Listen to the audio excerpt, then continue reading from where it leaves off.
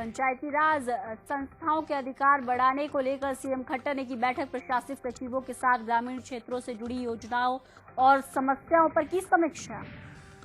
इनेलो नेता अभय चौटाला ने सीएम मनोहर लाल खट्टर को बताया कमजोर। बोले एसवाईएल जैसे मुद्दे पर प्रधानमंत्री से मिलने का समय भी नहीं ले सकते तो दे दे इस्तीफा। स्वास्थ्य मंत्री अनिल विज ने एसवाईएल को लेकर इनेलो पर लगाया ड्रामा करने का आरोप। बोले नहर की खुदाई के लिए इतने लंबे समय से इंतजार क्यों कर रही थी इनेलो। गुरुग्राम के मानेसर स्थित एनएसजी कैंप में 4 साल की मासूम बच्ची से रेप। अज्ञात आरोप शख्स का कोई सुराग नहीं। मेवात में बेटी बचाओ बेटी पढ़ाओ अभियान फेल साबित। पिनगवा में कपकपाती ठंड में छात्राएं खुले आसमान के नीचे पढ़ने को मजबूर।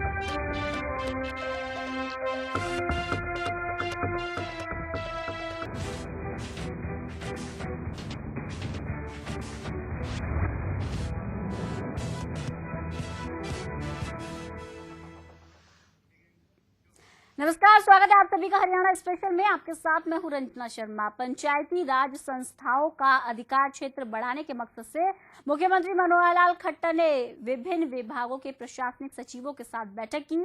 सीएम ने विभागों से संबंधित ऐसे कार्यों की समीक्षा की जिन्हें पंचायती राज संस्थाओं को हस्तांतरित किया जा सकता है। मुख्यमंत्री ने सचिवों को ऐसे प्रावधान बताने के निर्देश दिए जिसके तहत जिला परिषद स्वायत्त निकाय की तरह काम कर सके। साथ ही उन्होंने ये भी सुझाव दिया कि सभी जिला परिषदों में स्वतंत्र मुख्य कार्यकारी अधिकारी और उप मुख्य कार्यकारी अधिकारी नियुक्त किए जाएं, क्योंकि सरकारी कर्मचारियों की तुलना में जनप्रतिनिधि लोगों के अधिक निकट होते हैं। साथ ही पंचायत समितियों की संरचना की समीक्षा करते हुए मुख्यमंत्री ने सुझाव दिया कि हर बड़े गांव में एक स्वतंत्र ग्राम सचिव नियुक्त किया जाना चाहिए। सीएम ने mid day meal, anganwadi, school, स्वच्छता प्रबंध, पेंशन और उप स्वास्थ्य केंद्र जैसी योजनाओं की भी समीक्षा की।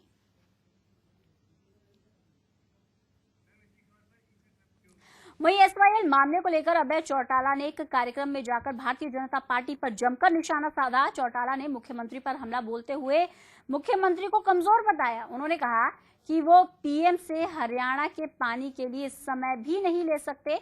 आगे चौटाला ने कहा कि हम हरियाणा के लोग हैं और हमारे लिए हरियाणा के हितों की सबसे पहले बात की जाती है। उनकी प्राथमिकता जो है वो हरियाणा के हित हैं। इसके साथ ही चौटाला भारतीय जनता पार्टी के काले धन लाने वाले मुद्दे पर भी तंज कसने से नहीं चूके।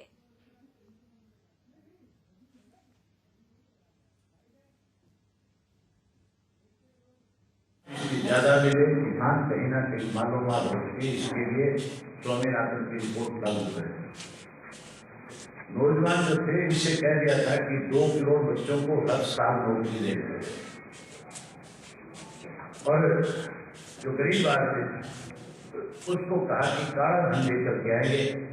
जन धन योजना के तहत आपके खाते में 15-15 लाख रुपया जमा करा। मेरी ख्याल यमुनानगर जिले के हर गांव में 15-15 लाख रुपये आपके खाते में आगे होंगे।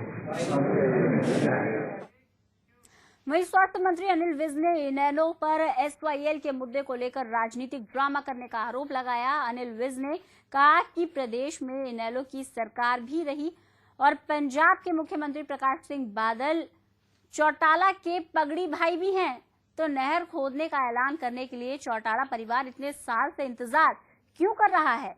साथ ही विज ने कहा कि इनेलो एसवाईएल के मुद्दे पर सियासत कर रही है।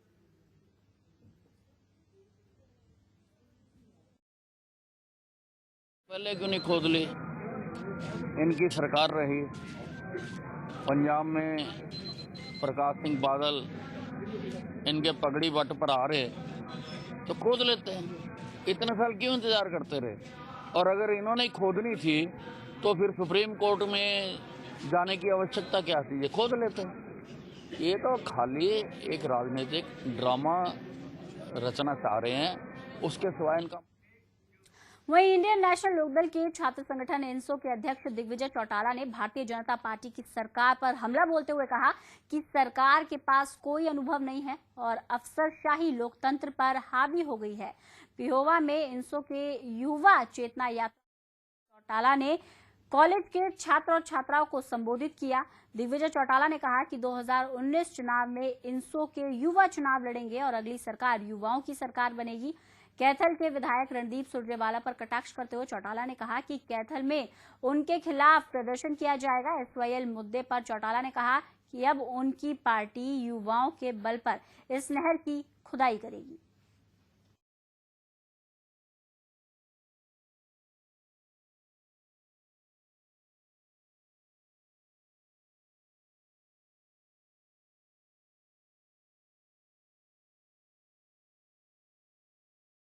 पूर्ण तौर पर विफल है। सरकार को चलाने वाले लोग इमेच्योर हैं, कमजोर हैं और कहीं ना कहीं उनका राजनीतिक अनुभव ना होना, क्योंकि ये तो कभी सरपंच पंच का भी चुनाव नहीं लड़े, कभी ब्लॉक का चुनाव भी नहीं लड़े और सीधा मुख्यमंत्री बन गए। तो ये तो इनकी किस्मत ही मुख्यमंत्री बन गए, मगर ये हरियाणा की बदकिस्मती थी कि खट्टर का खटारा राज हरियाणा में आ गया। तो ऐसे में एडमिनिस्ट्रेटिव जो ताकतें हावी हो जाती हैं, एसपी डीसी जब राज चलाएंगे और मुख्यमंत्री बैठ करके उनकी तरफ देखेगा, बगले झाकेगा, तो फिर मेरे हिसाब से हरियाणा प्रदेश का विकास नहीं विनाश। निश्चित तौर पर पार्टी की लीडरशिप और चौधरी ओम प्रकाश चौटाला जी के आदेशानुसार एक फैसला लिया गया है कि जो कि अब माननीय उच्चतम न्यायालय का आदेश आ चुका है और अब कोई भी ऐसी हैजार्ड नहीं है, कोई भी ऐसी तकलीफ नहीं है जो आज रोड़ा बंद करके हमारे इस रास्ते में ये नहर की खुदाई हो, इसके बीच में आ जाए। तो अब ये काम सरकार नहीं करेगी कि सरकार के पास इनफ टाइम था, वो कर देती और इससे ज्यादा अनुकूल माहौल नहीं हो सकता था कि अकाली दल भाजपा की सरकार पंजाब में थी, भाजपा की सरकार हरियाणा में थी और देश में भाजपा की सरकार एनडीए के रूप में थी। तो ऐसे समय पर नहर बन सकती थी। आने वाले समय में अब पंजाब में किसकी सरकार आए उसकी क्या सोच हो, तो ऐसे समय पे उन्हें ना समय दिया जाए और ये जिम्मेवारी, क्योंकि हम सर्वोपरि बलिदान देने वाले लोग हैं, हरियाणा के लिए हम नौजवानों को कोई भी बलिदान देना पड़ेगा, हम आगे बढ़ करके देंगे। तो इसलिए इस नहर की खुदाई के लिए हम स्वयं कसी ले करके इस नहर को खोदने का प्रयास 23 तारीख को करेंगे, जो फैसला पार्टी। खबरों में बढ़ते हैं आगे। दिल्ली से सटे साइबर सिटी गुरुग्राम में एक 4 साल की बच्ची से दरिंदगी का मामला सामने आया है। पूरा मामला एनएसजी कैंपस के अंदर पार्क का है, जहां 4 साल की बच्ची खेल रही थी। तभी उसे एक अज्ञात शख्स अंधेरे का फायदा उठाकर ले गया और उसके साथ दरिंदगी की। घर पर पहुंचकर जब बच्ची ने अपने परिजनों को इस घटना के बारे में बताया, जिसके बाद परिजनों और एनएसजी अधिकारियों ने बच्ची को अस्पताल में भर्ती कराया और पुलिस में शिकायत की। पुलिस ने अज्ञात के खिलाफ पॉस्को एक्ट के तहत मामला दर्ज कर लिया है और मामले की जांच की जा रही है, लेकिन अभी तक आरोपियों की पहचान नहीं हो पाई है।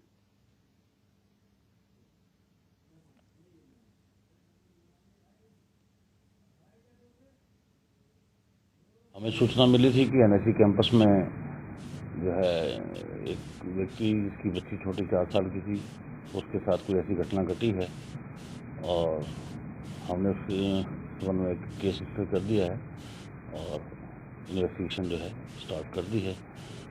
जो सच्चाई होगी उसकी मुताबिक कार्रवाई की जाएगी। वहीं दादरी में एक युवक ने फिरौती के डर से जहर खाकर आत्महत्या करने की कोशिश की। गंभीर हालत में परिजनों ने युवक को पास के अस्पताल में भर्ती कराया। जानकारी के मुताबिक युवक के घर पर कुछ रोज पहले ही बदमाशों ने हमला कर दिया था और तोड़फोड़ की थी, साथ ही 10 लाख रुपए की फिरौती की मांग की थी, जिसके बाद पीड़ित ने इसकी सूचना पुलिस को दी, लेकिन पुलिस प्रशासन ने मामले में कोई गंभीरता नहीं दिखाई और इसे टाल दिया। इस हादसे के बाद पीड़ित परिवार ने डीएसपी कार्यालय के बाहर प्रदर्शन किया।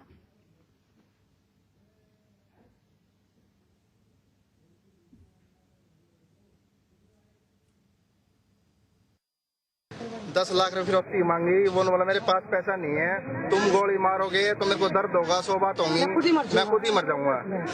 ये बात हमारे पास रिकॉर्डिंग भी है। जो बात हुई है, हमने अपना बंदा भेजा, अपने फोन से फोन नहीं करते वो, जैसे कोई बंदा को समझाने के लिए भेजते हैं, मैं क्यों इनको सेध रहा है, तो उन्हीं के फोन से फोन करते हैं और धमकी देते हैं। देखो हम जा रहे हैं, क्या हुआ है क्या नहीं हुआ, अब उनको जाके देखते हैं। पुलिस प्रशासन ये कहती है वो बंदे हमने एक तो पहले अरेस्ट कर लिया था और 3 कर लिए। 3 बंदे कब अरेस्ट किए, जब ये वारदात हुई। अब मैं देख के आऊँ थाने के अंदर है वो। वहीं हरियाणा पुलिस ने हिसार जिले में सड़कों पर लूटपाट करने वाले गिरोह को दर दबोचा है। वहीं गिरोह में 5 बदमाश थे जो रास्ते में गुजरने वाले लोगों के साथ लूटपाट करते थे। यह गिरोह हिसार में पिछले 1 महीने से 7 वारदातों को अंजाम दे चुका था। हाल ही में इस गिरोह ने हिसार के शाहपुर गांव में एक अध्यापक से 5 लाख की फिरौती की मांग की थी, जिसकी शिकायत के बाद पुलिस ने इस गिरोह को पकड़ा। पूछताछ में गिरोह के एक सदस्य ने बताया कि इस अध्यापक के कारण ही उसे स्कूल से निकाला गया था, जिस वजह से उसने अध्यापक को अपना निशाना बनाया।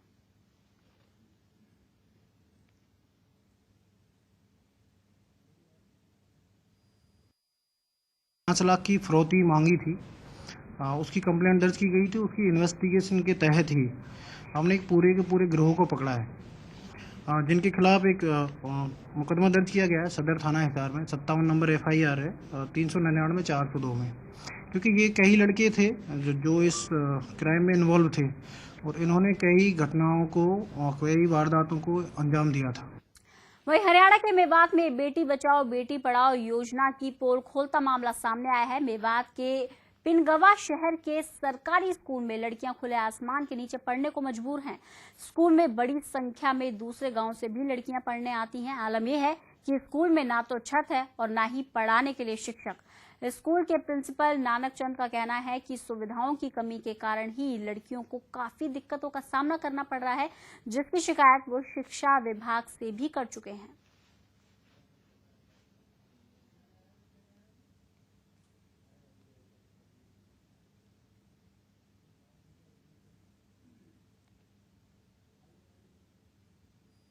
जो बच्चे हैं वो बाहर बैठते हैं खुले आसमान के नीचे और उसी में पढ़ाई होती है। हमें बैठने में बहुत तकलीफ होती है। कुछ बच्चे स्टेज पे बैठते हैं, कुछ बच्चे नीचे बैठते हैं। ठंड पड़ती है और कमरे भी नहीं है। लड़कियां बाहर भी बैठती हैं, धूप भी नहीं आती है और वैसे भी बहुत परेशानी है। सर्दियों में वैसे भी बहुत सर्दी लगती है और मतलब कमरे बहुत कम है। वहीं हरियाणा के कई जिलों में हुई हल्की बूंदाबांदी से एक बार फिर सर्दी का पारा चढ़ गया है। सीएम सिटी करनाल में 24 घंटे में करीब 3.6 mm बरसात दर्ज की गई। वहीं घरौंडा क्षेत्र के कुछ गांव में ओलावृष्टि भी हुई। रात में बरसात और बादलों के कारण न्यूनतम तापमान करीब 5 डिग्री बढ़ गया। मौसम विभाग के मुताबिक 18 जनवरी से धुंध दस्तक दे सकती है। 21 से 23 जनवरी तक पहाड़ों में भी भारी बर्फबारी की संभावना है, जिससे विभाग ने अनुमान जताया है कि इस जनवरी के आखिरी सप्ताह तक ठंड बनी रहेगी।